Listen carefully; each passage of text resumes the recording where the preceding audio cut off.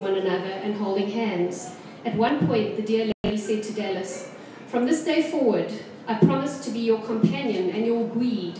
I glanced at her and then at me, and then with a look of confusion, but I too had no idea what she meant and shrugged my shoulders at him. "I would really love to promise to be your companion and your guide, my darling," he said to me. "But unfortunately, I have absolutely no idea what that means." Thank you, Nicki. So, I mean, there was just so much that resonated in this book with me, and I think you know a little bit more about me than most people in the audience, and this is really not about me. But there was a part in chapter 4 where you got, well, it was the best advice I had ever received. What was the best advice you had ever received going through this process? If I remember correctly, the part that you're thinking of, I'd been to see a psychologist lady that had featured in my life on and off over the years, and she was very wise, and she basically said to me, I mean, at the time I was about 15 kilos lighter than I am now, my hair was falling out, I was really not in a good space, and she said something that was like having a hard punch in the stomach, but it's probably what I needed. And she told me that I had to choose myself, that I had to choose to live. And she basically told me that I was committing suicide slowly, and her words were, it's not as quick as blowing out your brains or stabbing yourself, but if you're not eating and nourishing your body, and you're not sleeping, and you're not taking care of your emotional well-being, slowly, day by day, you are diminishing yourself and you will die. And it was very hectic to receive that message, but it shocked me enough to realize that I needed to make some serious changes. Yep, when I read that, I thought, well, it's time you make some changes in your life, because I think she mentioned something about the grey bits, that much of life exists in the grey bits. And in as much as you see things as black and white, unless you compromise, in other words, you'll live a very miserable life. And that is certainly what I took from that chapter. So thanks for writing that too. I'm going to open it up to the floor now. If there's anyone in the audience who would like to ask a question or two, please feel free to come up to the stage. Unfortunately, the mic is not wireless, so you're going to have to be up front and center. Any questions? Please come up. It doesn't extend very far, the mic, unfortunately. I'm very loud. Come on. You can do it.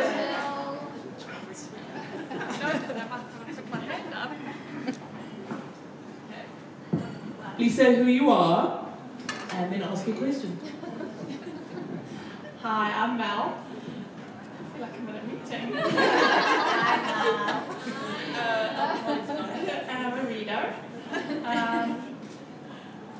My question to you, having had a very similar journey and had slightly different outcomes, but I mean the journey is it's horrifically painful for everyone involved, is, are you going to take this book to fertility labs and ask them to train people with a story that is real and not science? Because every fertility place I went to, they gave me science and they gave me the good stories. And I must say, I got to a point where I realized I would never have children as long as I had hope, because on the back of hope was the most horrific crush. And so the realistic story for me needs to happen in their rooms. People need to get it with the actual treatment. It almost needs to be, you want to buy a car, you have to get a license. You want to make a baby, you've got to know how hard and how tough it's going to be, because it's the expense is actually not going to be the sore part. So, yeah, I would like to carry on to that. Thank you, Mel. For those of you that have read the book, you'll know that I'm not exactly complimentary about the fertility clinics. I honestly do feel like it's a money-making racket largely, and that you get told as much as you need to get pushed into the next procedure. I read an interesting article a while ago about 4 or 5 American doctors, female doctors, who, when they decided they wanted to have children, couldn't. And they were in the area of fertility treatment, and how going through the process as a patient completely changed their outlook on how they interacted with their patients. So I guess the tide seems to be turning in terms of a little bit of awareness, but to my knowledge, most of the doctors in South Africa are men. I personally haven't had experience with the female ones, but I'm sure they're out there. So I guess I need to get my story right in my head of how to approach it, because it's not going to be an easy conversation. But at the end of the day, my job is to support the patients, not the doctors. And whatever support and information they need, that is my role, to make them feel supported and informed.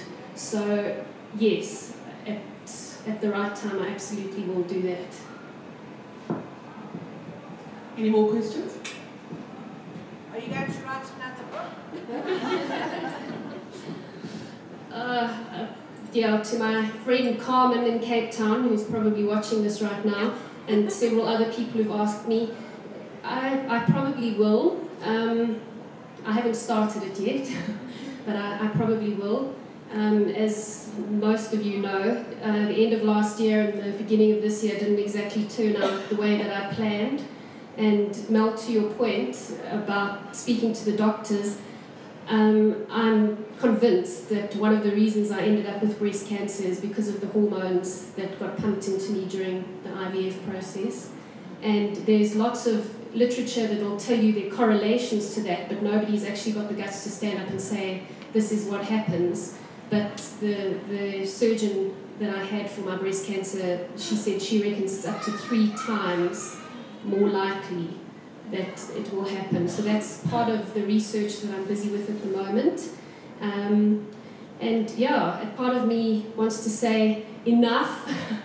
How much more of these things do I have to handle? So hopefully this is the last one. But there again, out of this has come the amazing ability for me to support other people who are going through the same thing. There again, to educate people, go and get checked, understand how your body works. Don't think that it can't happen to you, because let me tell you, there is nothing that prepares you for somebody looking at you and saying you have got cancer. So if you can avoid it, do so.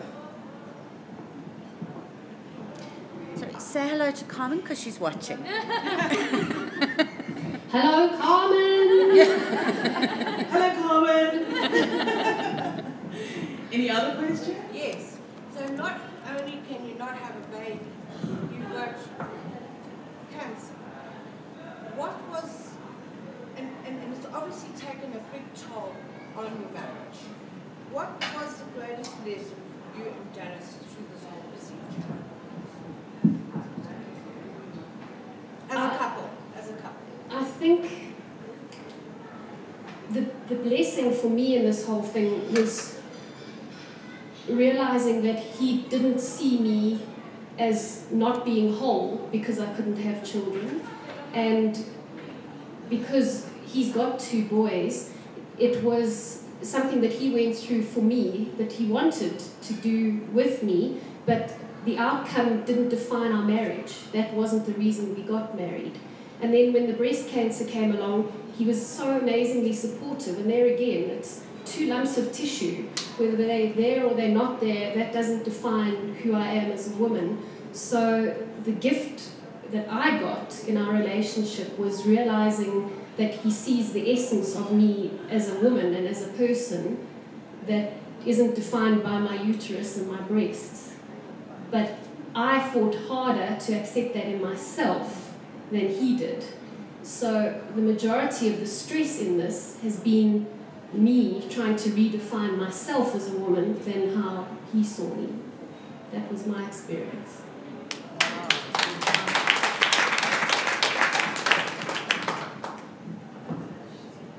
Martin, please do come up. You don't have to say your name, I've already said it. Hello everyone, my name is Martin and I read books, but I'm going to cut out the X going forward. I think my question, I've got two questions for you. The first question is, how did you balance out the grey areas? And you mentioned something so profound now, in that you spent many years focusing on the things that weren't important to your marriage, and after tragedy, then understanding that actually what is important to your marriage. In hindsight, what advice can you give to us younger people?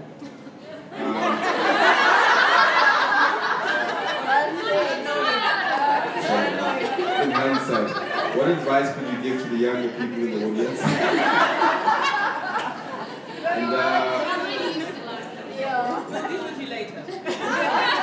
You said that to me before and forgiven me.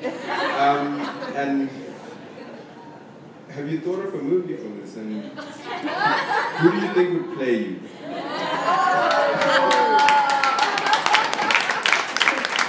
Haven't thought of a movie, and someone else can answer that part. In terms of the learning about what's important and what isn't, and it's still a work in progress, as I'm sure Dallas will tell you. I used to be a hectic control freak, and things had to be done a certain way, at a certain time, my way or no way. And just a small example, when the boys were still younger, they'd come into the house and there'd be grass and mess, and I used to run around and clean everything up and get in a complete state about it. And then I realized that it's our home, and there's still things that need to be tidied up, and there are things that need to be done, but I want our home to be somewhere where people are happy to come, and it's comfortable and welcoming, and we have people over for meals, and just not sweating the small stuff. But it involves a personality or fundamental change, because that's the way I'm wired. But having gone through burnout and being booked off work for 3 months, and you refocus on what the price is that you pay for focusing on things that in the greater scheme of things, tomorrow, next week, next year, they're really not important. So that's, I can say, the most important lesson is just focusing on the relationships and being in the moment, instead of worrying about all the small stuff that can be cleaned up and tomorrow you won't even remember it. Thank you. Anyone else in the audience? No? Okay. Thank you, Nicki. As I said, it's been an honor to be part of this evening's proceedings. I think this is the end of our formalities, but Deborah will remind you that books are for sale and that you are not to leave here without buying one. And cake. And of course there's cake and entertainment. And food and drinks. So yeah, please do enjoy yourselves, and if you're leaving immediately or whenever you get out on the road, be safe. Thank you.